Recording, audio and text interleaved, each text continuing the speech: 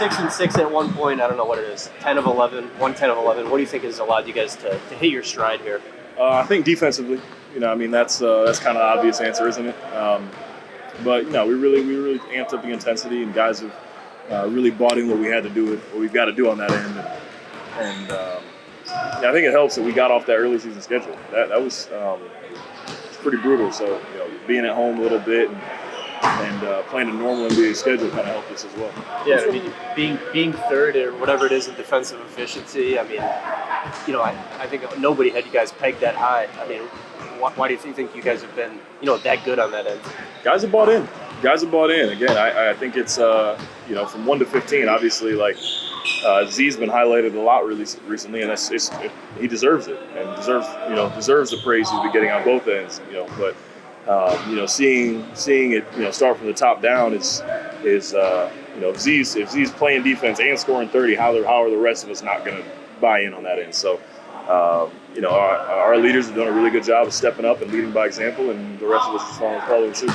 You might be good at basketball, right? I think he's got a future in this thing. Yeah. And y'all were playing well on defense during the playoff run last year. Do you think anything in particular has improved this year compared to what y'all were doing last year? I think a level of care. I mean, I think a level of care and know-how. Obviously, me and CJ had just gotten here, and I had really just come off surgery, so I didn't have my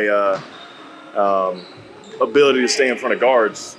I wasn't ready for that then, but now I am, and it certainly helps our switching unit that we have guys 1 through 5 that can actually know what we're doing and able to sit down and guard 5 positions. And Larry, they don't give you hang you the banner for being first place in December, but what does it mean to be number 1 seed right now for this team? It means we've done what we're supposed to do. There's nobody in this building that's surprised right now. When we were 6-6, you had a bunch of guys that were, irritated at being that. So I think we're carrying on business as usual, and it's great to see ourselves atop the standings. But that's just like you said, there's no award for being first in December. I know you weren't here last year, but at this point last year they were 7-20, near the bottom of the NBA. Now near the top of the NBA when it comes to the standings. At least allow yourself to enjoy it a little bit. I know you still have 58 games left. I mean, it's cool to see it. The Pelicans posted on Twitter. I have my fun on Twitter and I see it and whatnot. But I mean, if we had 2 days off or something, I might take a day to revel in it. But we don't get a day. We have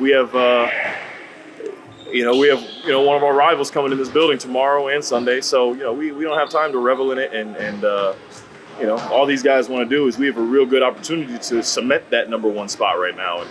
And I think everybody's looking forward to doing just that. You mentioned the way that the schedule, the way the season works, a ton of road games, but it's kind of flipped the other way.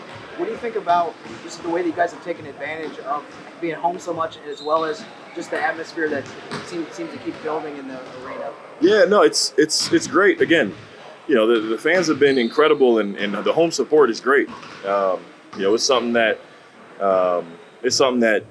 Detroit starts making a little run last night, and the fans get louder and louder for us. Whether it's OKC makes a little run, the fans get louder and louder for us. So it's they've had our back all year, and again, we've said it from the beginning. They keep showing up, we'll keep putting on a show for them to watch. How difficult is it to come up with those game summaries after the game? I'm sorry? How difficult is it to come up with those game summaries? Some games write themselves. Other ones, some games write themselves. Other ones I got to search a little bit, but.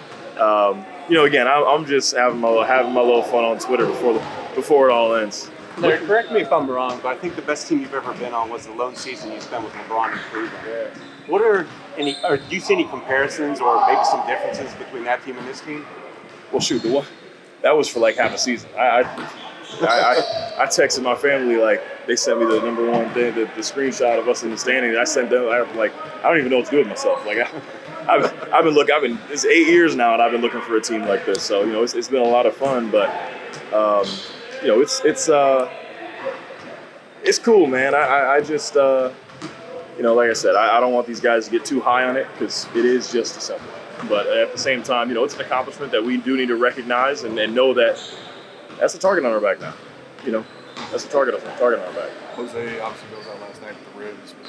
Shows back up on the bench, wrapped ribs and all, doing all the things that Jose does. What do you mean to watch him still beat him despite, trying to hold his side at the same time. Would you expect anything different? Not. Did you expect anything different? No, it was great to see him back on the bench. Obviously, you see somebody go down. Obviously, anything non-contact, the contact in the torso area, you're generally concerned, for their health. And so, I was in the game at the time, and I didn't get to necessarily see what transpired going back in the tunnel and coming back out. But when I checked back out of the game and saw him there, it was like, oh, I forgot. It's great to see you back out here. It's good you're doing well. And again, he's bounced around at practice today, so I think he's feeling pretty good. And again, I'm just happy for him and us that looks like something serious is avoided. Larry, right when that happened, I think you were one of the first teammates to get to his side, and I think you motioned to the bench for somebody to come out. Did you tell that something was wrong, or did he say something to you that he was really hurt? Oh yeah, I mean, I guess in the spirit of the World Cup, there are guys that are gonna roll around and flop around on the ground with trying to get a call for something, and Jose's not one of those guys. So, when you saw him in pain like that, you knew he's not faking it. I don't think we have guys that are gonna milk an injury, and so that's why him motion anything anywhere in the stomach, it's a safe bet to hey, come on out, let's check him out, make sure he's all right. And again, my immediate response is grab a towel, make sure see if we can block any cameras and whatnot trying to get in there. So like I said, I'm just happy he's up and moving. You guys haven't faced the Suns at home since that historic effort by Chris Paul to close out the series. You get them 3 times in essentially a week. You like that? Does it feel like there's a rivalry being built? Does it feel like a little mini playoff series happening here between y'all two? Yeah, I mean, I feel like both teams are going to go into it with a little bit of gusto, whether it's because of last year's playoff series or just because we're 1 and 2 in the standings. There's a little bit to it, and again, I'm not giving you guys anything I don't know, but I hope Jose plays because that just adds more to the game, with that little rivalry or whatever you want to call it. So, I think. Playing Phoenix is a game we're going to always get up for, just if for no other reason than 1 and 2 in the standings, and you always want to beat someone's former team, and we're all trying to get this one for Willy. How much do you think the steals, the deflections, playing in the passing lanes, that kind of stuff has become part of the team's defensive identity? That's who we are. We're going to be aggressive. We're going to be what's nice is we have guys. Guys like, Naji and Jose that are going to play passing lanes and Herbert that are going to play passing lanes where, to a certain extent, I'm more cautious of a defender. So when they go play passing lanes, I'll be back waiting just in case they don't get it.